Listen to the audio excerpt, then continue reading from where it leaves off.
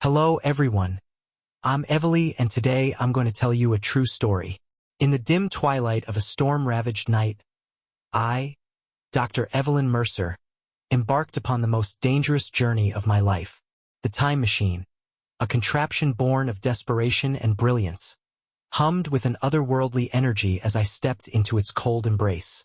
The destination was uncharted, a time when legends whispered of a race known only as the Montins Dew, a forgotten civilization whose cunning, strength, and intellect had shaped the earth in ways now shrouded in myth. The machine's interior was a mosaic of flickering gauges and trembling wires. My heart pounded as I initiated the sequence, its gears grinding against the fabric of time. The air around me shimmered with anticipation, and in a heartbeat, I was hurled through a vortex of light and shadow. I landed in an era far removed from the modern world, a time when nature reigned supreme and the land bore scars of ancient battles. The horizon was painted in hues of crimson and ash, a portent of the horrors to come. As I emerged from the machine, the silence of the primordial forest was broken only by distant, disembodied whispers.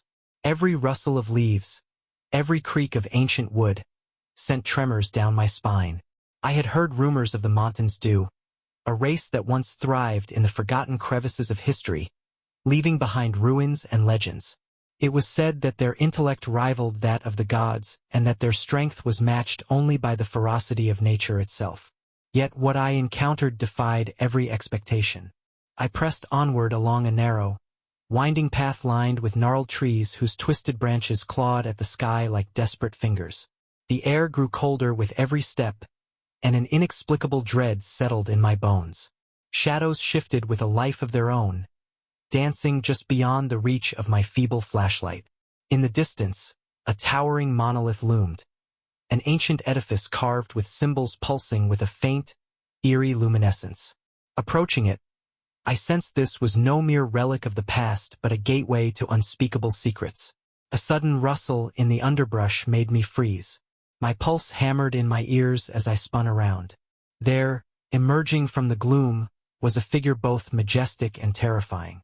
Standing nearly 8 feet tall, its form was humanoid yet unervingly distorted. Its eyes glowed with intelligent malice, and a thin, cruel smile played upon lips too sharp for comfort. This was one of the Montins Dew, a living testament to an ancient disaster waiting to be unleashed. It moved with predatory grace, each measured step as though it relished the terror emanating from me.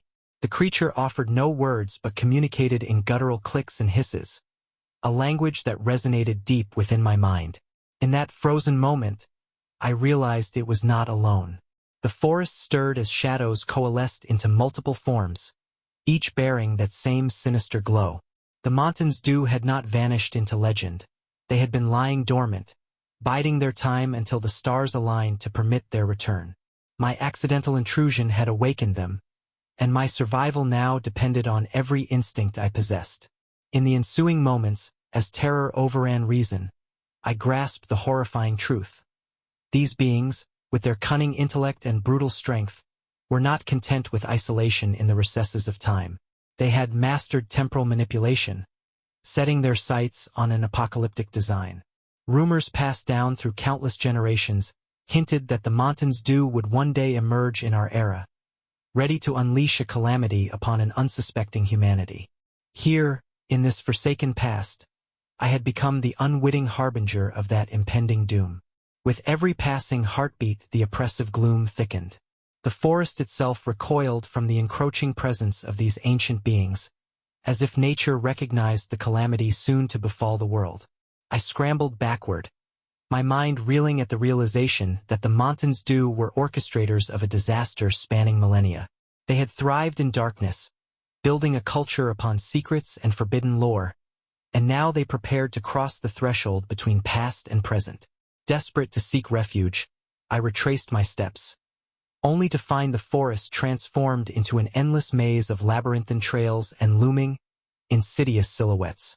The very ground trembled beneath my feet, as if the earth itself mourned the coming cataclysm. In the dim glow of a dying ember of hope, I glimpsed inexplicable movements, figures darting between trees, barely perceptible in the swirling mist. Every turn revealed further horrors. Decaying vestiges of an age long forgotten twisted into grotesque parodies of life, and ancient stone structures that bore silent witness to rituals unspeakable in nature. My mind teetered on the brink of madness as reality blurred into nightmare. In a small clearing, I discovered a shrine, its surface inscribed with a language beyond comprehension. Symbols writhed as if alive, accompanied by a low, unearthly hum that resonated with the dreadful rhythm of my heartbeat. When I reached out to touch the stone, a searing pain lanced through my mind, a torrent of visions flooding my senses. I saw the rise of the Montins Dew, their dominion over lost civilizations, and the moment when they would return to our world to exact vengeance across the ages. Time itself seemed to fracture around me as past and future merged into a cacophony of despair. I sensed the relentless approach of the Montins Dew, their invisible forces converging with an inevitability that filled me with dread. A guttural chant echoed from the depths of the forest, harmonizing with my own stifled cries. Every fiber of my being screamed to flee, yet I was ensnared by a fate I could neither comprehend nor defy. In that paralyzing instant, I resolved to record every detail, the horrifying revelations, the spectral voices, the uncanny symbols etched upon ancient stone. Fumbling for my notebook, I scrawled my fragmented visions, hoping that someday, long after I was gone, these desperate notes might serve as a warning. But even as I wrote, the forest around me shifted. Shadows whispered dreadful secrets as the ground gave way beneath my feet, plunging me into a subterranean corridor reeking of decay and the metallic tang of blood. I crawled through the narrow passage where walls were lined with carvings depicting a cycle of destruction, civilizations rising only to be crushed beneath the weight of inevitable doom. In that claustrophobic darkness, I sensed the Montins Dew not as physical beings but as an omnipresent force determined to unravel the very fabric of time. Every step forward plunged me deeper into terror as I encountered chambers filled with relics of a forgotten era. A shattered mirror reflecting not my face but twisted images of monstrous forms, a tattered tapestry depicting unspeakable rituals. Each moment confirmed that the path ahead held no salvation but only the descent into an ever-deepening nightmare. The darkness that had swallowed me in the corridor slowly receded into an expanse of unfathomable space.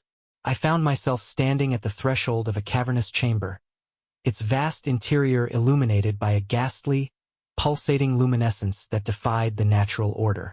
Bioluminescent fungi clung to the walls like malignant growths, their sickly glow casting twisted shadows over ancient carvings depicting scenes of ruin and despair.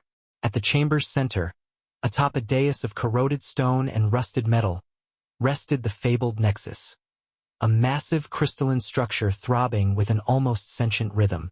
It was here that the Montins Dew had anchored their arcane energies, a focal point for the dark transference of power between their lost era and our fragile timeline.